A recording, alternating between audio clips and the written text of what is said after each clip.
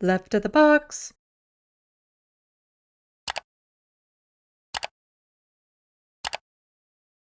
Anti-authority narratives could tear fabric of society, intelligence reports warns. So anti-authority could tear the fabric of society. Then does that mean the fabric of society is made of an authoritarian narrative? Is that how that works? Threats against politicians have become increasingly normalized due to extremist narratives prompted by personal grievances and fueled by misinformation or deliberate lies, warns a newly released intelligence report. The report, prepared by a federal task force that aims to safeguard elections, says the Canadian violent extremist landscape has seen the proliferation of conspiracy theories and a growing lack of trust in the integrity of the state and more political polarization. And that's, again, get back to the whole Danielle Smith and asking Tucker Carlson to target her political rivals. Yeah, I wonder where this polarization is coming from. It's not coming from the left. You know, these conspiracy theories, lack of trust, all this sort of stuff, the hatred being stoked up and stirred up, that's not coming from the left. Partly because it's non-existent in this country. We don't have a political left, but, you don't see Justin Trudeau trying to stir up the same level of hate. Like, he doesn't, he plays the party lines. He doesn't try to stir up hate. But so often with Pierre Poilievre, with conservative leaders across the country on provincial levels, they are spreading conspiracy theories. They are spreading hate. Pierre Poilievre wants to make it so trans women can't participate on sports or go use the locker room and, start blocking access to gender-affirming care. Like, that's becoming a far more real threat here in Canada. Because I've mentioned it before, the likelihood of him being able to enact any policy is very slim given the nature of how our political system works. But it feeds into this environment that this study is warning about, with this polarization and the threats of, what's happening to other leaders, to political parties, to people who are partisan. It all kind of entwines in together. Violent rhetoric routinely fixates on the elected officials with particular hostility towards high-profile women. Not shocking. The Canadian press used the Access to Information Act to obtain June 2023 report by the Security Intelligence Threats to Elections Task Force. Some passages in the secret Canadian eyes-only assessment were considered to be too sensitive to release.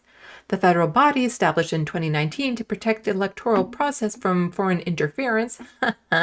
Sorry, there's been a lot of talk about Russian foreign interference in our elections recently.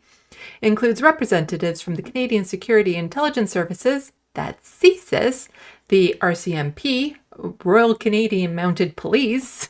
Yeah, the R, surprisingly not standing for racist, Global Affairs Canada, and Communication Security Establishment Canada's Cyber Spy Agency. Yes, we have spy networks here in Canada.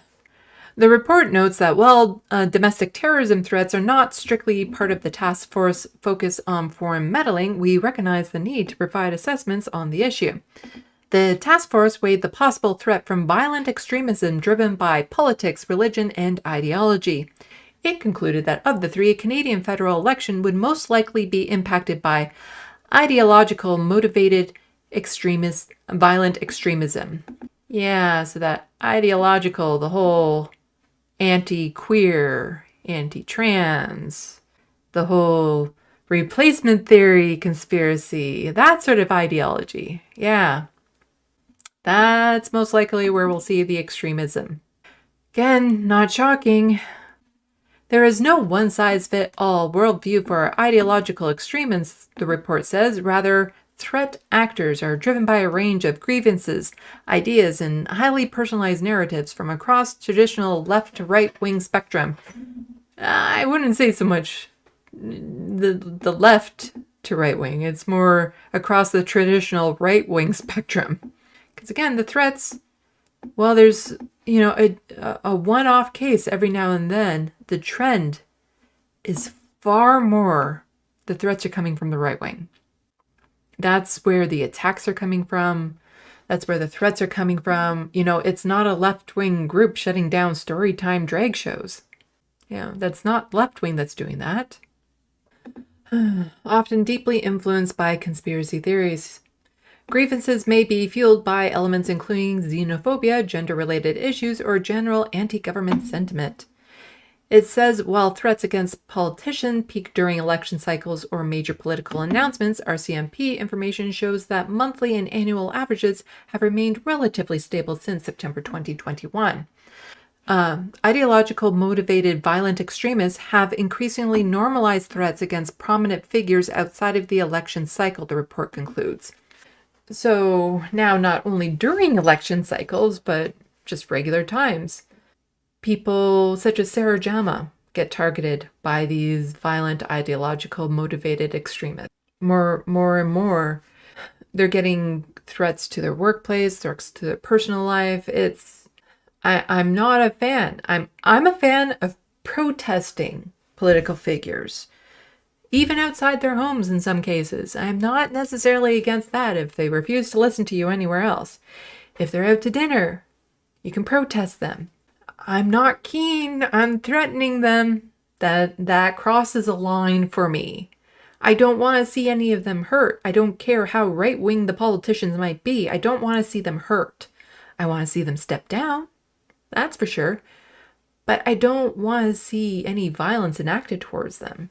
To be not a cis male in politics right now, it's getting more and more dangerous to hold that type of job. And then people wonder why there aren't so many women or non-binary or visibly queer people stepping up to plate to get into politics. It's because you have to take into consideration, can you handle the threats?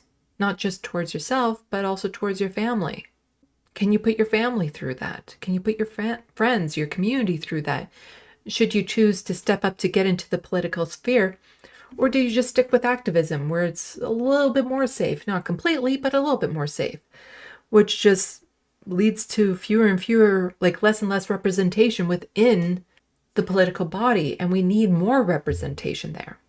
But not enough is being done to keep the people there safe.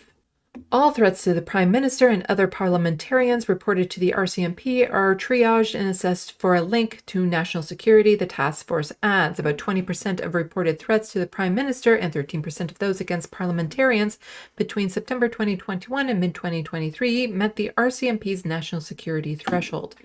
While extremist narratives and conspiracy theories do not usually manifest themselves as an act of serious violence, they have the potential to negatively affect the fabric of Canadian society, the report says. The RCMP did not respond to a request for comment in time for publication. CSIS spokesman Eric Balzman said the 2023 assessment remains unchanged. CSIS Director David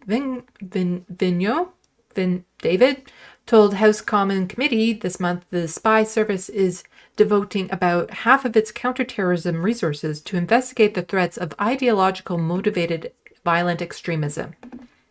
We've seen a number of threat vectors increasing, he said.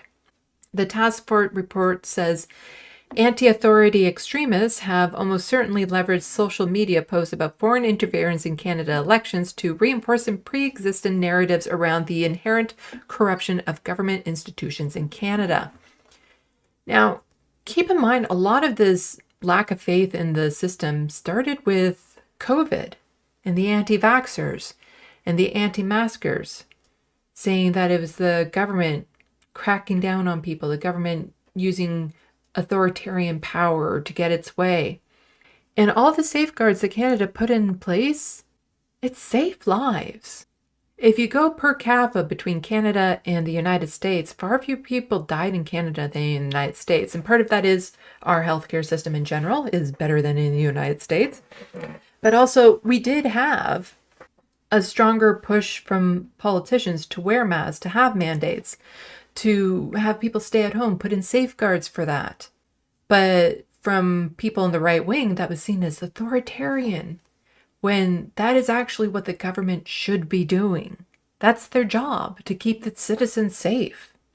And a lot of people have just been festering since, and then there's talk of Russian interference in our election and stuff, and that's just feeding into the frenzy. And then with Pierre Poilievre and other conservative leaders now starting to stoke the fuel of the anti-trans threat and all that sort of stuff, it's hard not to worry about what will happen, because we have had extremist attacks in Canada. It's not like it doesn't happen here.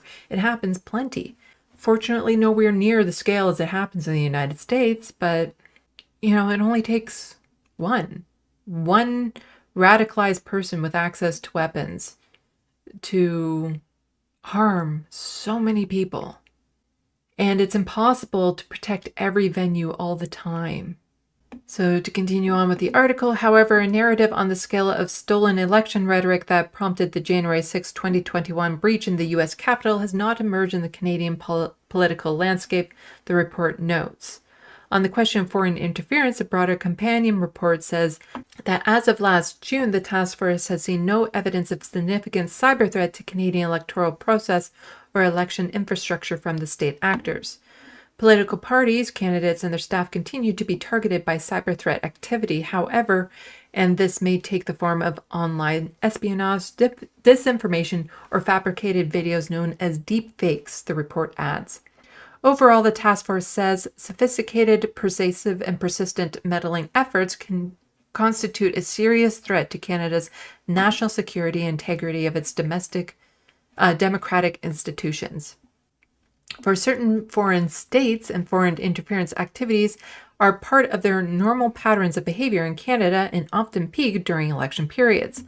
Such interference, given its clandestine or deceptive nature, often takes place in a legal gray zone where there are no laws regulating the activities or where interpretation of them is ambiguous, the report adds.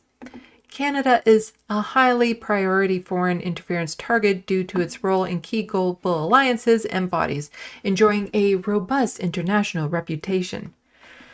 Ooh, I don't think people like Canada as much as they seem to think we are liked. But I guess it depends on who you ask.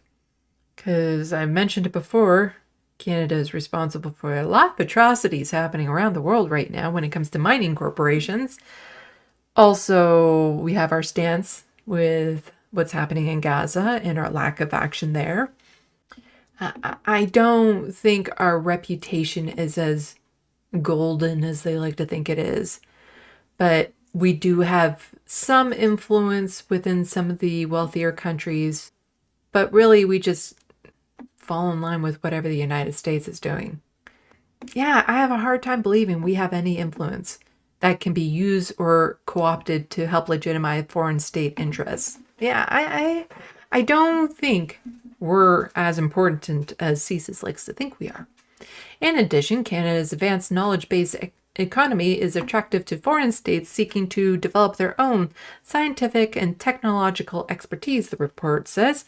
Finally, Canada is home to a large diaspora community, which some foreign states try to monitor, control, or use further their own strategic goals. Foreign state development important relationships in Canada year-round to further their own political platforms, and will use these relationships to advance, notably around election time. Under a federal protocol, the heads of key national security agencies would inform a special panel of senior bureaucrats and interference attempts during an election period. The article is available for anyone who wants to read the full thing. An initial report of findings from the Commission is due May 3rd. The inquiry will then shift to broader policy issues looking at the ability of the government to detect, deter, and counter foreign interference targeting Canada's democratic process. A final report is expected by the end of the year. Get the feeling the biggest threat to our process are already within the system. People such as Pierre Poilievre, who still I don't think has national security clearance for reasons.